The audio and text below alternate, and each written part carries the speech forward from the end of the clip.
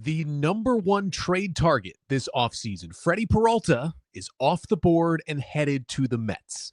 Does this make the Orioles the obvious frontrunners now for Framber Valdez? We'll talk about that and much more coming up on this episode of the Locked On Orioles podcast.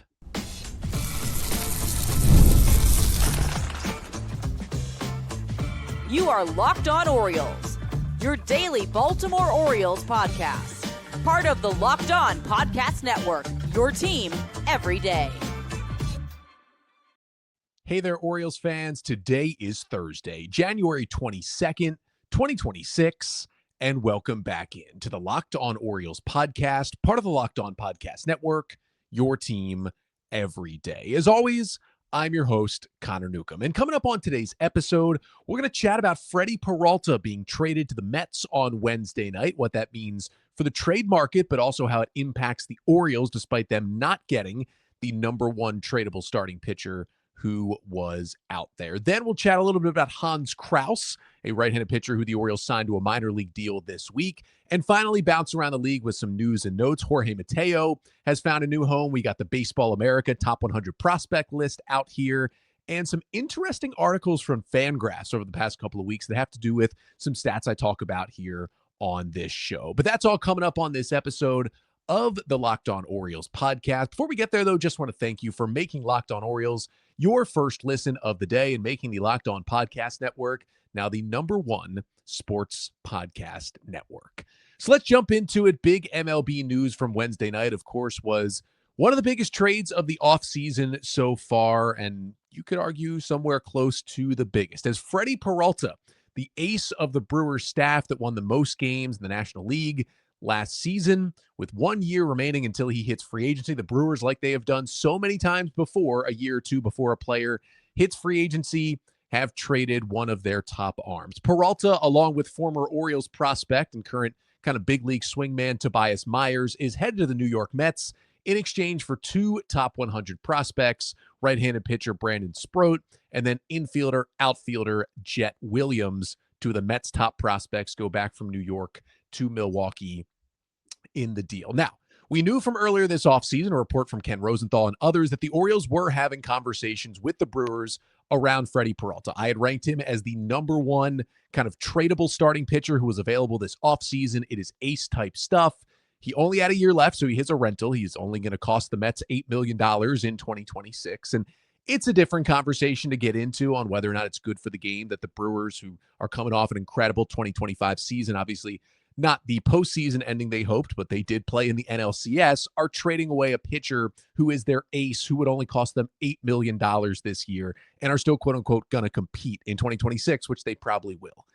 Don't love that. Probably hate that more than the Dodgers just signing every single player in free agency in terms of what teams are doing around the game. But we knew Freddy Peralta was available. And my dream offseason from the start always included the Orioles finding a way to acquire Peralta via trade. And I will be honest, I've probably been one of the high men on Freddy Peralta, on how good he is. There are still questions out there. Now, Peralta's coming off a career year, 33 starts, 176 and two-thirds innings, both career highs, and posting a 2.70 ERA as the ace of the Brewers staff this year. And he's been consistent really for 4 years. Now, he did miss some time back in 2022, only made 17 starts.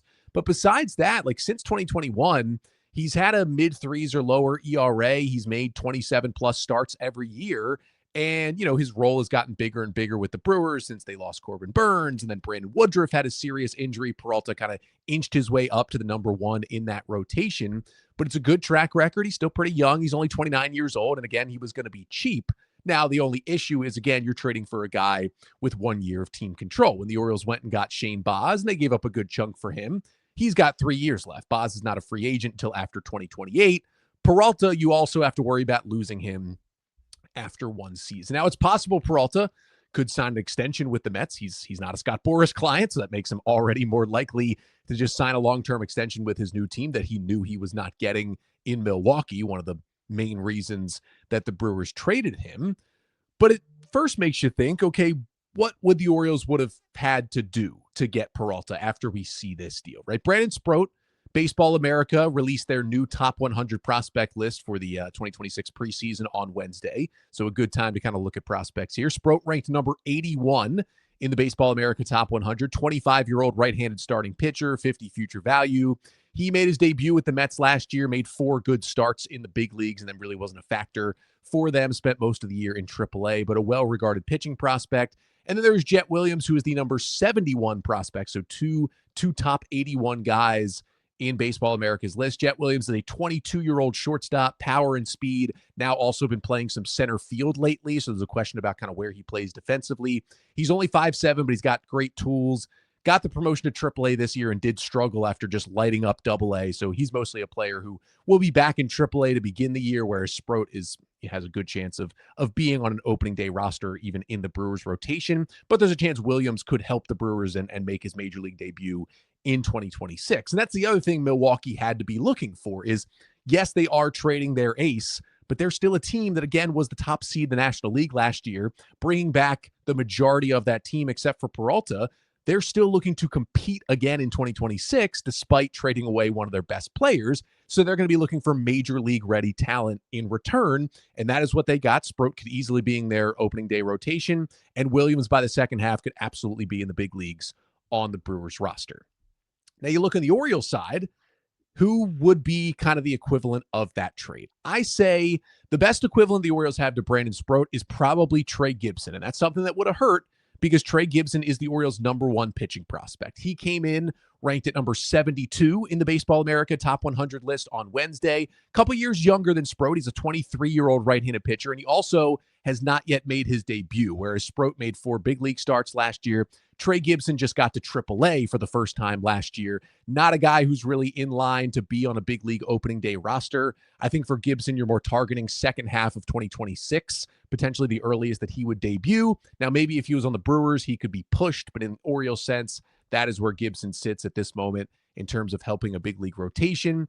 So I would say the two of them are kind of rated similarly as prospects, but for what the Brewers are looking for, Gibson a little step down from Sproat, because Sproat a lot more ready right at this moment to be a big league starting pitcher for you and replace the guy in Freddy Peralta that you just gave up. For Jet Williams, I saw some people throw out the Enrique Bradfield Jr. comp, like, former highly rated draft pick, has the speed tools, can play center field. But I think a better comp is probably Nate George. Nate George, one of the better Orioles draft picks over the past 5 years at this point. Came in, clocked at number 86 on the Baseball America top 100 list that came out on Wednesday. Now, he's just 19 years old, an outfielder who kind of burst onto the scene in A-ball in 2025.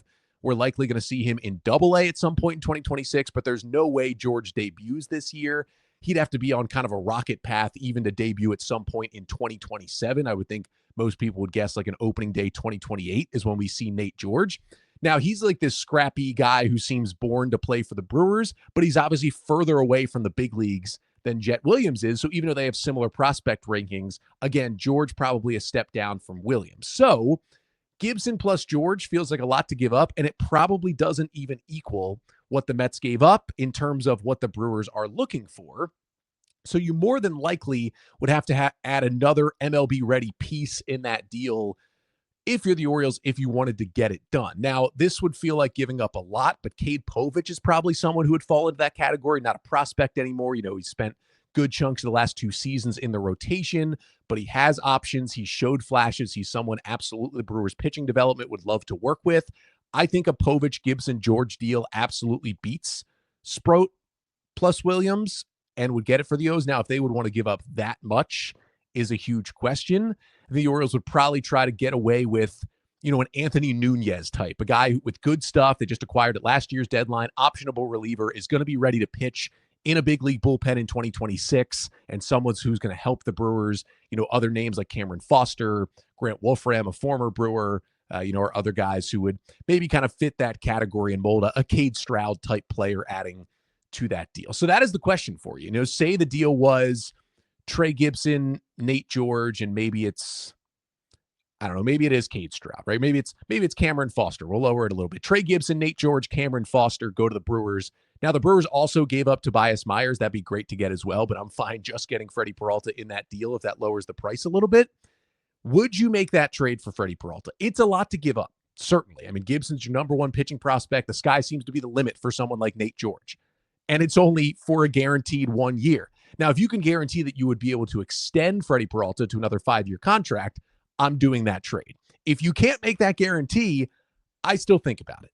But I'm also, again, the high man on Freddy Peralta. Maybe other people who have some questions about him wouldn't do the trade. Now, when you compare it to a deal the Orioles have made with the Brewers, the Corbin Burnes trade before the 2024 season, we're right about at the 2-year anniversary in that deal. It was DL Hall, Joey Ortiz, and a compensation draft pick. Now, Hall and Ortiz, that's a pretty similar haul to Jet Williams and Brandon Sproat. Maybe, Hall and Ortiz a little bit lower than those two, but when you add in the high draft pick the Orioles gave up, that is certainly a better haul the Brewers got for Burnes than they got for Peralta. Now, both players had 1 year remaining. Burnes was more expensive, but Burnes also the much more proven pitcher, the better pitcher. He had a Cy Young Award on his track record. They were clearly going to get more for Burnes than they got for Peralta, and because the Orioles added in the draft pick, they certainly did, but they did a similar thing. They tried to get big league ready guys, which Ortiz and Hall had both already debuted at the time of that trade, and that is exactly what the Brewers ended up doing there. So I would have loved getting Freddy Peralta. It's not going to happen. He's on the Mets. So what does that mean, though, for the pitching market? And that's the interesting thing here, because all the teams we'd been hearing as the number of free agent starters dwindled, and of my top 5 free agents out there, Framber Valdez now remains as the final guy. And the two teams that kept coming up were the Orioles and the Mets, both looking to still make a splash for a big-time starting pitcher, and both had been meeting with and connected with Framber Valdez. To me, the Mets are probably off the board. The reporting since the Peralta trade has been the Mets feel good now about their rotation. They might add another outfielder to the mix on their roster, but they're probably mostly done with the big moves. It feels like the Orioles are now the front runners for Framber Valdez. I went back and looked at every team that in some reporting has been connected to Valdez since the beginning of the offseason. All right, Blue Jays met with him in November. Since then, they've signed Dylan Cease and Cody Ponce to their rotation. There's just no space for Framber Valdez. Not going to happen. Boston Red Sox met with him in November. Since then, they've added Ranger Suarez, they've added Sonny Gray, they've added Johanna Oviedo. They've got no more space in that rotation. Not going to happen. New York Mets met with him. Since then, they've traded for Freddy Peralta. The Astros, of course, know him well. Well, they've signed Tatsuya Imai, and they're not looking to spend a lot more money, so that probably takes them out of there. So the only other team that's been connected to Framber was the San Francisco Giants, who also met with him at the GM meetings in November. That's when the Orioles met with Valdez for the first time as well. And the Giants really haven't done a lot so far this offseason. That, I think, is the only other main competitor with the Orioles for Valdez.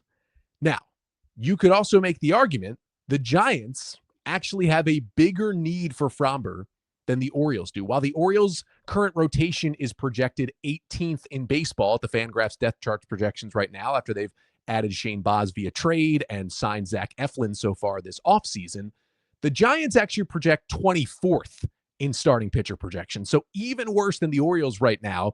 And while the Giants have a good, top 2 of their rotation, they feel good about Logan Webb and Robbie Ray.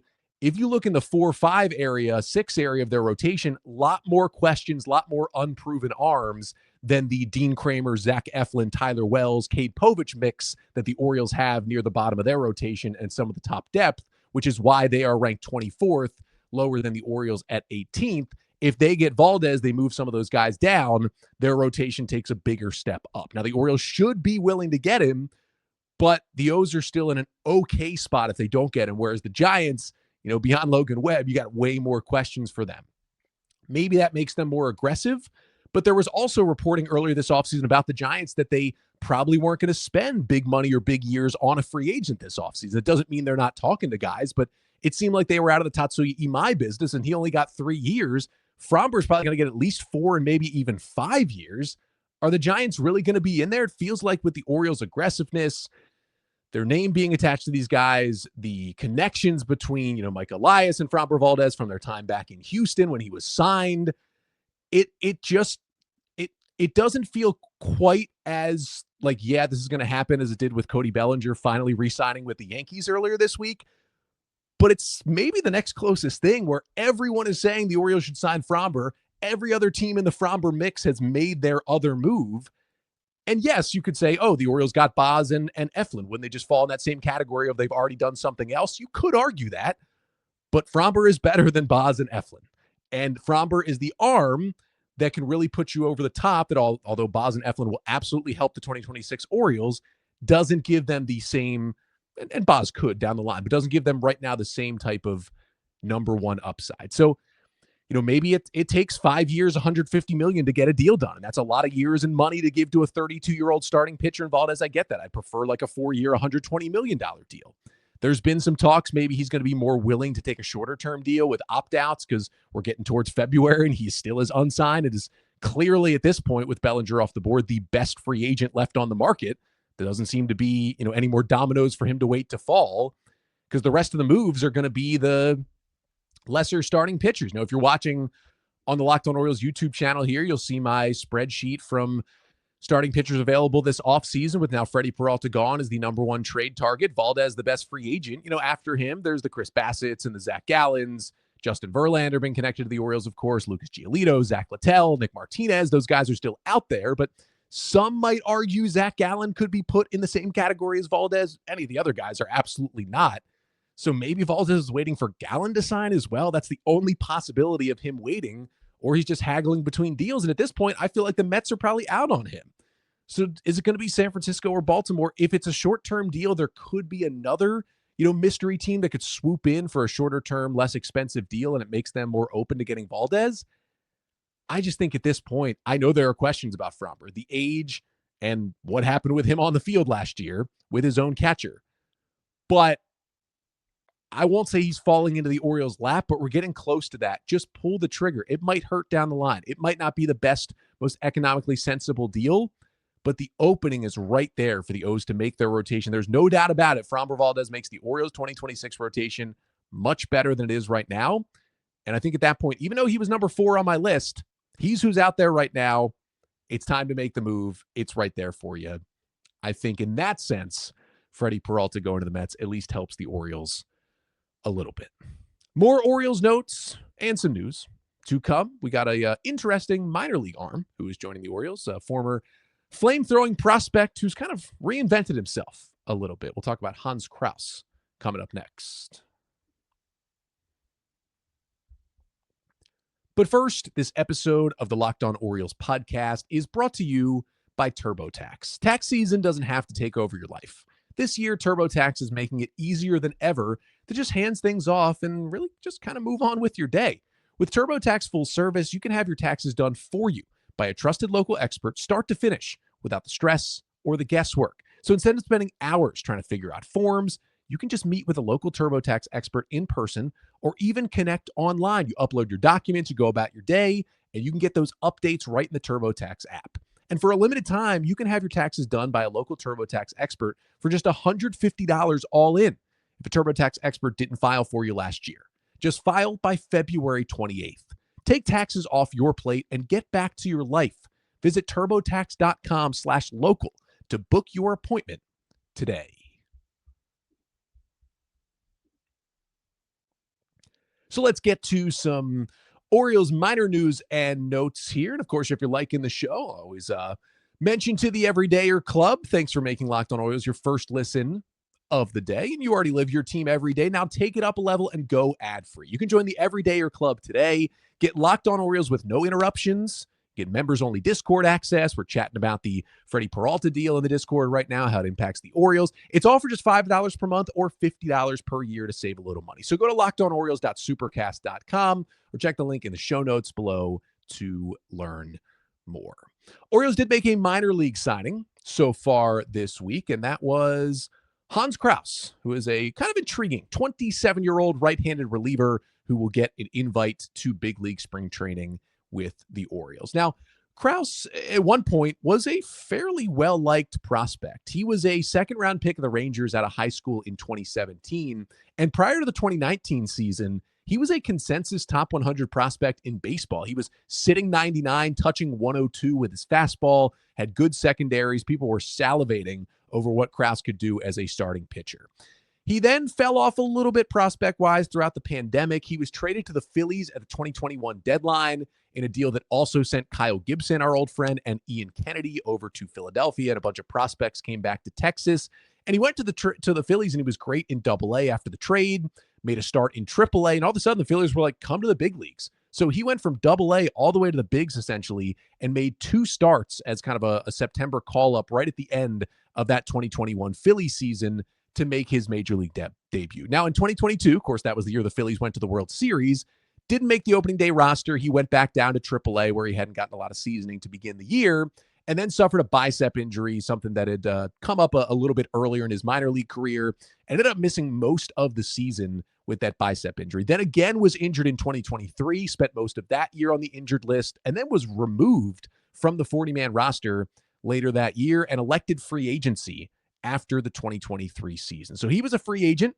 He had pitched in 2 games in the big leagues, former top prospect. So, of course, the Angels took a chance on him, signing him to a minor league deal for the 2024 season. And he pitched great in AAA. He had a 2.27 ERA with an absurdly high 46% strikeout rate in AAA Salt Lake. And, of course, the Angels, always looking for pitching, called him up to join the big league bullpen in June. And he was good. He had a 2.84 ERA in 25 and a third innings for the Angels. 16% walk rate is very highly concerning, but it came with a really, really good 32% strikeout rate in the big leagues. The stuff numbers didn't really love him, but the fastballs, they were different. It wasn't the usual 99. He was kind of sitting 93 with his sinker. Didn't have great shape, but guys just couldn't get the ball on the barrel. Was getting a lot of ground balls with that sinker, even though the velo was way down. Nobody could square it up, and the slider was still great. The slider got a 45% swing and miss rate. He was getting a ton of strikeouts with that pitch, especially pitching well against righties. It was kind of turning into a little bit of a bullpen weapon for the Angels, but he ran into a little cold streak. They had a roster crunch. They sent him back down to AAA late in the year, but he came back to the Angels in 2025, wanted to give him another chance, didn't make the opening day roster, makes 2 appearances out of the bullpen in AAA to begin the year, and then is released by the Angels on April 5th. And I didn't do maybe the most amount of digging in the world, so somebody, if you want to email me or in the YouTube comments, let me know. I don't think after Crouse was released last April by the Angels, I'm not sure if he pitched anywhere else professionally for the rest of the year. It may have been because there was another injury. I'm not 100% sure on that one. But either way, he seems healthy enough at this point, 9 months later, that the Orioles are giving him a shot on a minor league deal with an invite to big league spring training. He gives the Orioles more interesting bullpen depth. It's very likely he'll just begin the year in the bullpen in AAA Norfolk. They'll try to see the stuff they saw from him, at least with the Angels 2 years ago. And if he does ever make it back to the big leagues with the O's, which is possible, and he's pitching well, he also does have 1 minor league option year remaining. So if you do put him on the 40-man at any point, he has some roster flexibility, which could certainly help him be kind of an up-down depth guy, maybe even for the Orioles' big league bullpen in 2026. But I always love an interesting flyer arm to take. Again, these minor league deals, really no risk at all, and sometimes they can really reward you. And Crouse is a guy who's already shown that he's had some success in a big league bullpen just 2 years ago. Again, he is still only 27 years old, so definitely a possibility that he could return and give the Orioles something, as there's definitely some openings in that bullpen heading into 2026. More news and notes to get to, though. Not as much about the Orioles acquiring players, but guys going other ways and some interesting statistical stuff coming out, along with some Baseball America prospect rankings and our old friend Jorge Mateo. We'll kind of get a quick around the league rundown to finish things off coming up next.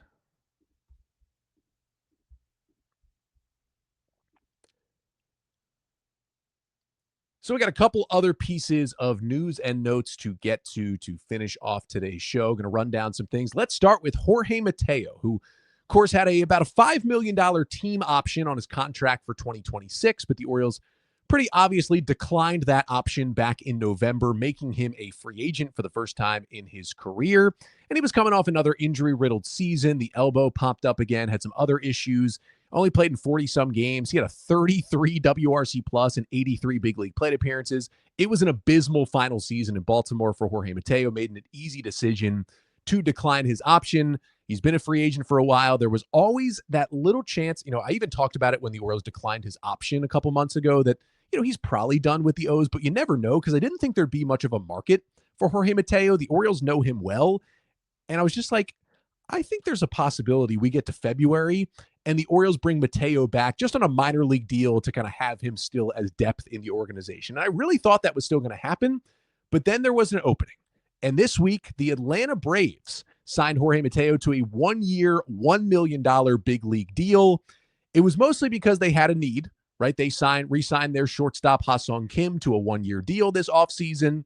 Well, Ha-Seong Kim apparently slipped on ice back home in Korea this month, fell on his hand, injured his hand, had to get surgery on his hand. He is out 4 to 5 months, so Braves hoping they'll have him back in May, but it'll probably be more like June. So I think they're expecting their starting shortstop Kim to be out for the first 2 months of the season. They did trade for Mauricio Dubon, the former Astros utility man, early this offseason. They traded away their shortstop from last year, Nick Allen, in that deal. Dubon, he started 15 games at shortstop for the Astros in 2025. He's played the position in his career. He plays the other infield positions. He plays the outfield. I think they were hoping Dubon would just be the utility guy. He can certainly fill in for a time at shortstop, but I don't know if you want Dubon being your everyday shortstop defensively for 2 months. So I think the Braves thought, hey, let's go out and get a good defensive shortstop who's been in the big leagues. I would argue there were probably still some not great options, but maybe better options out there than Jorge Mateo. But of course, Mateo has been in the bigs for a while, so they chose him. He's not the same defensive shortstop he used to be, but can certainly still pick it at that position, give you some speed, maybe hit some lefties off the bench if you really wanted to. I think he's no longer a big league player. We'll see what kind of playing time he gets in these 2 months with the Braves before Kim comes back. But you know what? It was not bad. It was not good at the end of his time in Baltimore, but I am happy for Jorge Mateo to at least get another major league deal. We'll see how long it works. He came over to the Orioles August 2021, waiver claim from the Padres. He played well for a while there, had that really, really good 2022 season when he was a plus 11 fielding run value at shortstop, probably should have won the Gold Glove. He had that crazy April of 2023 when he had a 186 WRC plus that month, was one of the best hitters in baseball. Remember, Mateo was like one of the only guys who showed up in the 2023 ALDS, had 4 hits in game 2 of that series in the loss to the Rangers at home. That was kind of a fun one. But at the end of the day, it was really, really bad at the end. The Orioles, even though they could still maybe add a utility infielder to this roster, Jorge Mateo was just not going to be that guy anymore. I was happy the Orioles did decline his team option. You know what? Here's something that's pretty funny. He, at the time that he was, I guess I'll say the day before he was removed from the roster and his option declined back in November, at that time, he was the 5th longest tenured Oriole in terms of being in the big leagues with the team. That feels crazy, and yet if my math is correct, it's true. Trivia question for you, if you're watching right now. I'll give the answer at the end. Who are the only 4 Orioles still on the roster who, back in November at least, were longer tenured with the O's and the bigs than Jorge Mateo? That is crazy that he was the 5th longest tenured Oriole. Anyway, he finds his way to Atlanta. July 24th, Hawaiian shirt weekend. The Braves come to Camden Yards. Will Mateo still be on the roster at that point? Maybe not, because as long as nothing goes catastrophically wrong, Kim will be back from his injury and they'll still have Dubon. So maybe he doesn't even get to make his return, but that's when it would be on the calendar. Couple other moves that happened in the last week or so. The Yankees finally re-signed Cody Bellinger. He got a 5-year, $162.5 million deal. He's someone who I could have seen fitting in Baltimore early in the offseason before the O's maybe signed Pete Alonso. But at this point, we got to the point where it seemed like maybe the Yankees and the Mets were the only teams looking at him. It always seemed like he was going to come back to the Yankees. Just felt like they were in a stare down for 2 months at the offseason. He wanted 7 years. The Yankees made their final offers. I actually think it was Bellinger that backed down a little bit to take the 5 years from the Yankees. Would have been nice if he was at least out of division because he really did have a good year last year. But the Yankees at most have just kind of run it back. I'm not sure they've gotten a lot better going into next year. They certainly haven't been as active as the Blue Jays, Orioles, or Red Sox have been in this division, but they do get an important bat to their lineup back in there in Bellinger. Could have played some center field, some first base for the O's, but just don't feel like it was a perfect fit for him, and definitely questions about his offensive game. Mets made a trade as well. Luis Robert Jr. is headed to the Mets. Before they made the Peralta trade, they made that trade. Luis Angel Acuna and a recently drafted pitching prospect heading to the White Sox as they are eating the $20 million on the deal for Robert Jr. This is a guy who was a former star out of Cuba. Then the injuries and the swing and miss have kind of torn his career apart over the past 2 years, also playing for maybe the worst team in baseball over the past 2 years. This is a trade the Orioles could have done if they wanted to. Like, they had the ability to eat the money. They had the prospect capital to go and get Robert. And it's a guy who you could have like platooned somewhat in center field with Cowser, could have certainly helped your outfield, still plays a great defensive center field and has a lot of pop in the bat, still in his 20s. There's still a ceiling there for him to reach if he's healthy. Not out of the question he could be an Oriole in the future, but there's just so many questions with the health and the swing and miss. I get why the O's didn't go there. Mets need a center fielder desperately. Of course, they did not bring back Cedric Mullins. Here is their answer in Luis Robert Jr. And then the one other move is just that on Thursday, the Twins signed left-handed reliever Taylor Rogers to a 1-year, $2 million deal. Rogers wasn't my favorite guy on the market, but he was one of the better left-handed relievers who was left out there with a lot of big league experience, and it's someone I think the Orioles at least had some interest in. The market couldn't have been big if he got just a 1-year, $2 million deal.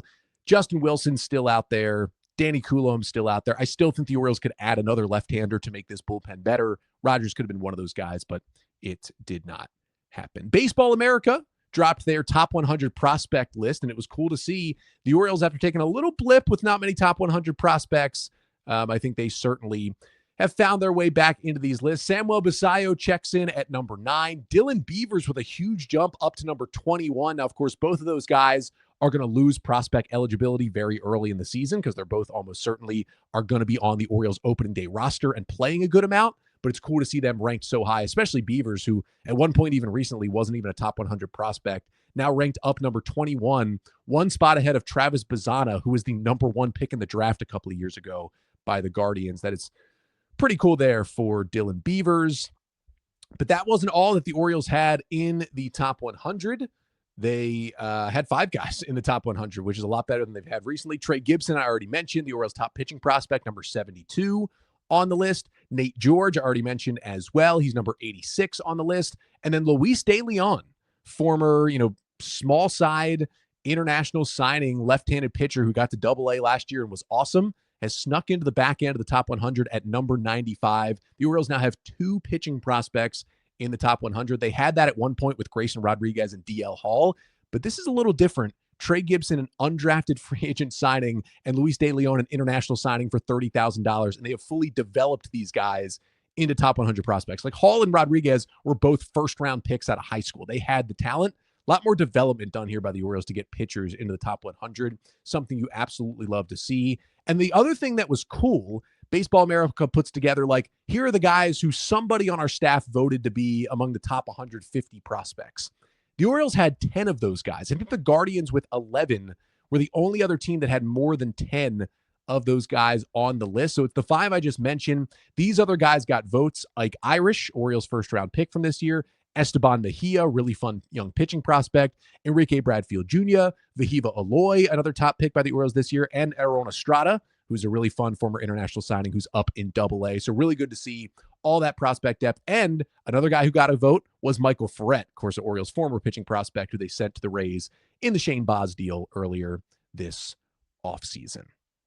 Going to finish off today's episode. I know we're running a little extra on time, but just some interesting stuff that came out at Fangraphs over the past 2 weeks. 2 pieces. One, January 13th by Ben Clemens, that was about barrels, and one on January 20th about stuff metrics that was by Davey Andrews. We'll start with the barrels one. Barrel rate is something that I talk about a lot on this show. It is kind of a moving metric a little bit, but a barrel is essentially a ball hit in between a specific launch angle and a specific exit velocity that generally leads to the most successful batted balls, doubles, home runs, balls hit for power. Barrels, they used to be a way to feel like, hey, if you had a high barrel rate, that means you were going to do some damage when you got to the big leagues, or that you were set to do some more damage and break out of a slump. It's not as telling anymore. It was an interesting article by Ben Clemens, basically cites that hitters now know that barrels are good, know that teams want to see them hitting barrels, and so now they're chasing barrels specifically. And because of that, because it became a target, it basically became less successful and less notable to go and get a barrel. So there were a lot of good graphs in this Fangraphs article. WOBA is kind of one of these all-encompassing offensive stats for a hitter. Look at this chart. This is WOBA on barrels from 2015 to 2025. Look how it drops like precipitously pretty much every single year since 2015, meaning Barrels are getting less predictive of actually creating good offense when you hit them. And here's another one. This is the home run rate on barrels. You go back to 2016, it was up well over 60%. The home run rate was down at about 45% on barrels. It is dropping quickly over the past few years, showing that, hey, if you were hitting a lot of barrels, that means you were a home run hitter. Not as much anymore. Some of it they cited to better outfield positioning, so balls just aren't falling out in the gaps as much as they used to. That's certainly part of it. But it's a really interesting part because I use barrels and barrel rate a lot in my analysis of Orioles and frankly, other players, prospects as well. Maybe it's something we pull back on. And I'm always willing to find new data, better data that's going to help us predict and evaluate players. Barrels I still think are important because it shows you some of the best batted balls, but maybe not as important as they used to be. And then a week later, in the same vein, Davey Andrews writes a piece about stuff metrics. Now, the one I talk about here a lot is Stuff Plus, kind of headed by Saris, but there's a lot of other analysts out there. There's like 5 different public Stuff Plus models. Plus, it seems like probably every major league team has their own model or multiple own models as well to determine just the nastiness of a single pitch. I've talked about this with Stuff Plus before. Each pitcher has a general Stuff Plus number. It takes into account every different type of pitch they throw, how nasty they are, gives you one number with 100 being league average. So if a guy has a 115 Stuff Plus, they're usually very, very good. And then each individual pitch can also have its own Stuff Plus rating. So maybe your four-seam fastball has a 110. It's pretty good. Maybe your cutter only has a 90. That's not so great. Maybe your slider has a 100. It's okay. And you can break it down by that. Now, it doesn't have anything to do with results, right? It doesn't have anything to do with how many swings and misses you get, how many strikeouts you get, how many outs, soft grounders, pop-ups you get on it. It's simply about velocity, arm angle, the shape, and the movement of the pitch. It's all about just the general nastiness of it. It doesn't take into account command, just how nasty are your pitches. And it used to be, talked about in this article, you could predict pretty well among prospects or among, maybe young pitchers who haven't pitched a lot. Whoever has the best stuff is generally going to get the best results. And this is a chart that Fangraphs showed from 2021, the relationship between, again, WOBA, the stat that's kind of a all-encompassing, it's weighted on base average for hitter performance, and Stuff Plus. And you can see on the graph on the x-axis, as Stuff Plus gets better and better towards the right, the WOBA drops. There's a fairly strong correlation if you're looking at that graph. Now they gave us a graph from 4 years later in 2025. If there's a correlation there, it's pretty weak. It's maybe still there, but that correlation is much, much weaker than it was 4 years ago.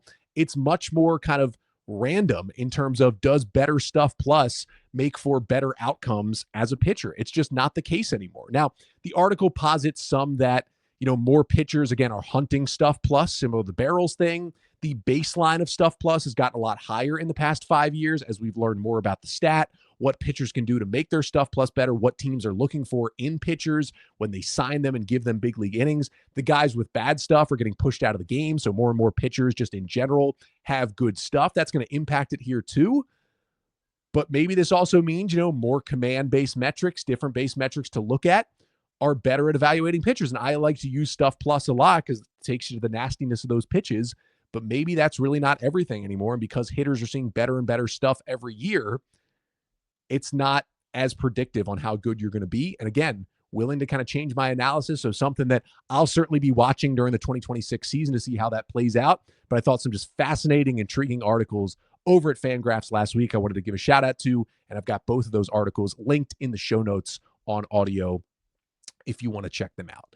That'll do it for today's episode of the show. Ran a little bit long, but had a lot I wanted to get to.